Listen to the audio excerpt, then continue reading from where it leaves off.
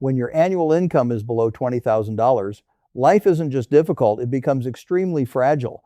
Every day feels uncertain, where even a small problem can turn into a major crisis. If your car breaks down or you suddenly need dental treatment, these aren't just expenses, they push you into debt. And not just any debt, but often high-interest debt that slowly eats away at your financial stability. There is a hidden cost of being poor.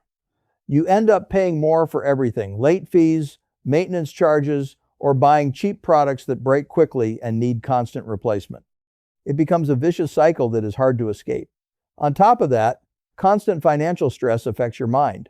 Research shows that financial pressure can reduce your functional IQ by 13-14 points. This makes it harder to think long-term, and you become stuck focusing only on how to get through the next day. But once you reach around $20,000, a major psychological shift begins. You move from survival mode to strategy mode. If you have 6 to 12 months of living expenses saved, you gain the power to say no. You are no longer forced to accept unreasonable or unethical situations just because you need money. That financial cushion acts like body armor for your personality, giving you the confidence to walk away from toxic environments. This is where compound interest truly starts to matter. In the beginning, returns on small amounts feel insignificant. A 10% return on $1,000 is just $100, barely noticeable. But a 10% return on $20,000 is $2,000, which can cover 1 or even 2 months of rent. This is the point where your money begins working for you. The rule of 72 also starts to become powerful here. At a 10% return, your money can double roughly every 7 years. $20,000 grows to $40,000, then $80,000, and continues to expand without requiring additional effort, just time and discipline. However, this stage comes with a major danger, often called the great filter.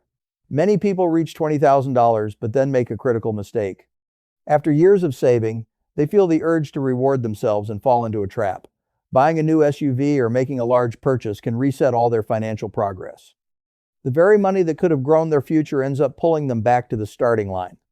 There's also the crab bucket effect. When you practice discipline and save money, people around you, friends, or even family may mock you.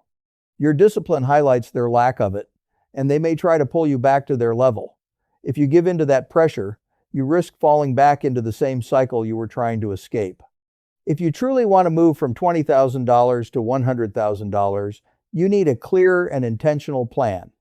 First, build a bulletproof vest of $5,000 to $10,000.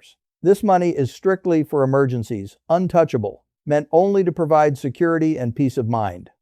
Next, allocate $10,000 to $15,000 into low-cost, broad market index funds that capture the growth of the overall economy.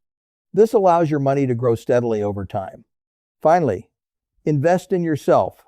Use small amounts, like $1,000, to build skills, gain certifications, or start side hustles. This is an example of asymmetric risk, where the downside is limited, but the upside can be life-changing. A single valuable skill can increase your earning potential permanently. In the end, this journey is not just about money, it's about mindset. $20,000 is not just a number, it's a turning point. It's where you move from surviving to taking control. And if you handle this stage wisely, the path forward begins to open up on its own.